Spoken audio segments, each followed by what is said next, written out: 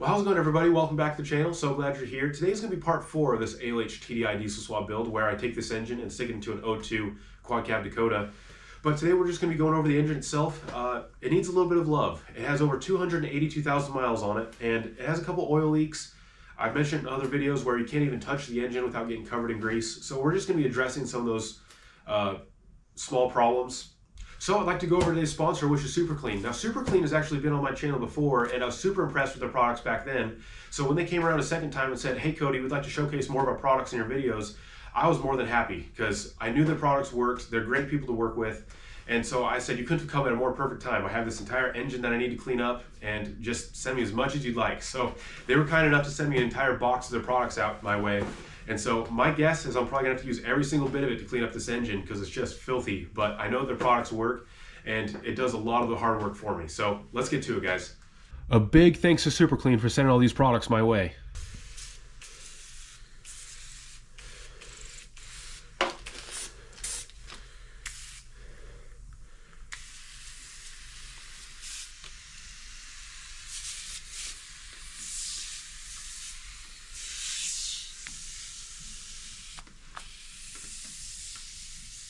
All right, guys, so you can see the big mess of dirt on the ground. I've been busy working with this Super Clean, but you can see the head is starting to look better. Oil filter housing, the oil cooler assembly here, it just looks fantastic. Went over with it with some like a wire brush and then some steel wool just to kind of polish it up, just to make it look nice, just for aesthetics. But the block looks great. Oil pan is in so much better condition than when I first started. AC compressor looks really great. Brushed up the alternator a little bit, as well as these brackets, power steering pump, the top of this injection pump. But the block just looks fantastic. I can wipe my whole hand on there and it comes out clean. So this engine's cleaned up really nice. I'm very happy with it. It's come a long way from when I first started. It's still not perfect. You can tell by my gloves, there's still a lot of dirt and grease, but that's okay. We're gonna move on to more of the mechanical stuff now, starting with the EGR valve. What I'd like to do is to put on a race pipe. Now that is basically just a straight pipe coming from the intercooler, and they have little ports on the sides where you can run a boost gauge. I think that's the most efficient place to put a boost gauge. I really like that idea. As well as down here where the exhaust gases collect for the EGR cooler, you can, again, get a block-off plate right there, but you can get ones that have threaded ports to run a EGT probe. That seemed like the most efficient place for me to put an EGT probe without having to drill into the manifold somewhere. I really like that idea. I'm going to show you a close-up of what I'm talking about after I remove all this clutter, but I think most of our gauges are going to be pretty easy to mount.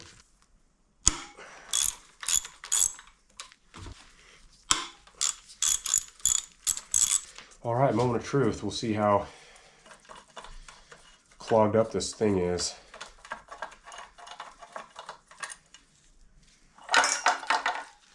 Oh yeah. Just tons of soot in there. It's not completely closed off, but it's a lot. Can you see that? That's what the engine is rebreathing into it.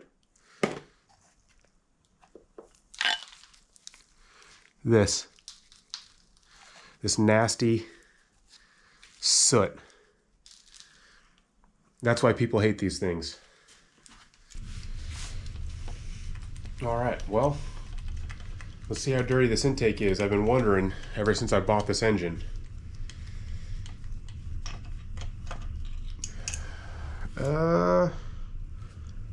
It's not great. I mean, it's not terrible, but it's not great either. It's got a lot of sludge in there. Can you see that? You see how caked everything is in there?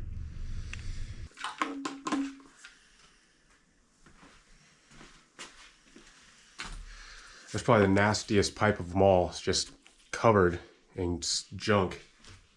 If you haven't figured out by now, I don't like dirty engines.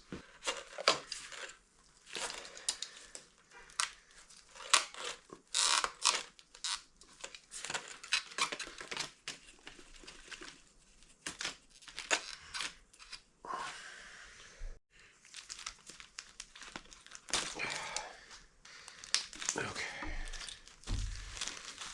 This long line here is the wastegate for the turbo, so that's important. It's just a huge maze of vacuum lines.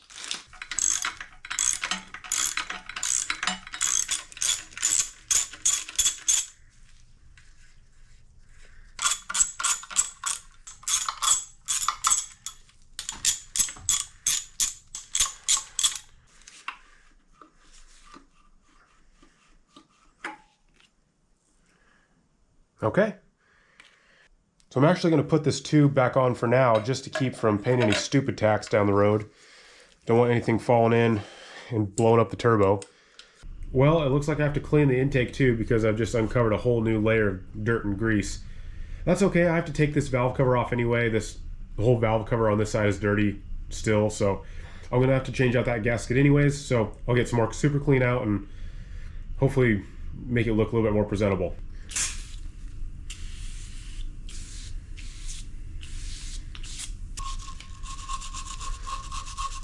Tell you what, man, that's why I love using Super Clean. It just works. Look at that. It looks brand new. Little scrubbing, little rinsing with water. Look at that. It looks like a brand new intake. So after about 3 rounds of Super Clean, getting in all the nooks and crannies, that's the result, and I'm really happy with that. That looks brand new. So I'm going to move on to the valve cover now. Still tons of grease everywhere. I'm really excited to see how well this valve cover is going to polish up. Plus, it'll just give me time to look over everything, see the condition of the valves, the cam, all that good stuff.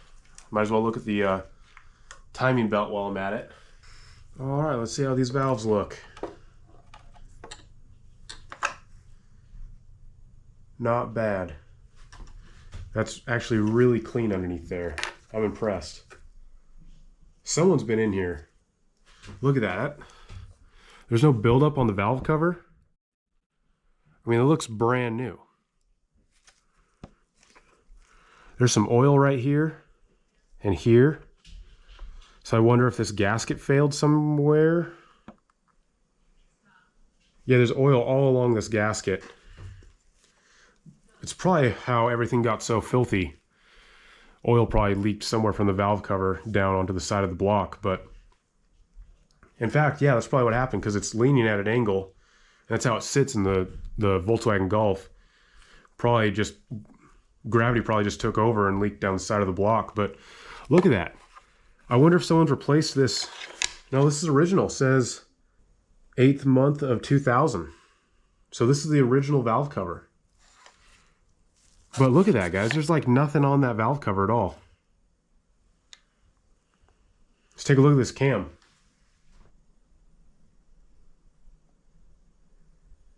No significant scoring.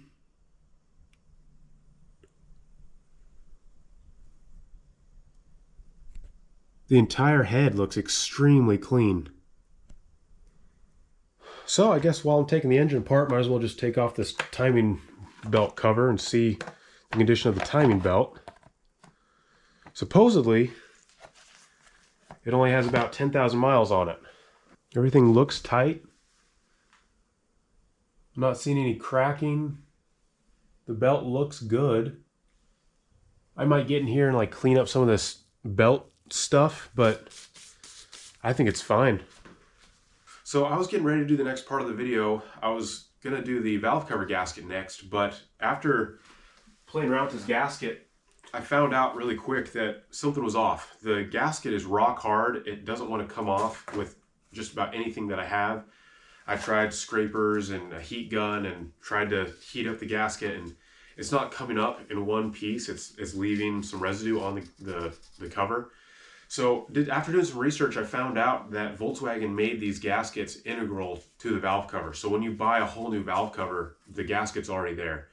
I didn't know that. I bought this gasket thinking that I could just stick it right on with some silicone and put it on and I'm off to the next part of the project. But I think the best thing to do is just to order another valve cover. I don't want to. They're about $100 or so. I was hoping that just a $20 valve cover gasket would fix the issue. But if I use this, you can see it's not perfectly straight. It's kind of twisted. If any part of this gasket isn't laid properly on the head, it's just going to leak oil again. I'm going to be right back where I started. And so I think what I got to do is just get a whole nother valve cover. Again, it's not the end of the world. It's not going to break the bank. It's just kind of inconvenient. Kind of a weird design from Volkswagen. It's not a bad design. I mean, it lasted 20 some years, but I wish it would just be easier to just replace the gasket instead of a whole piece of aluminum. Anyway, guys, that's going to be it for now.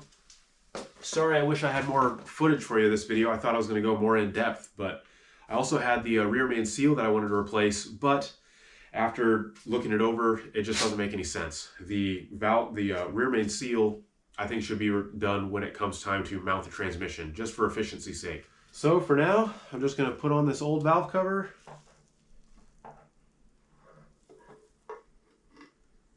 And for now, put it aside. See you guys in the next one.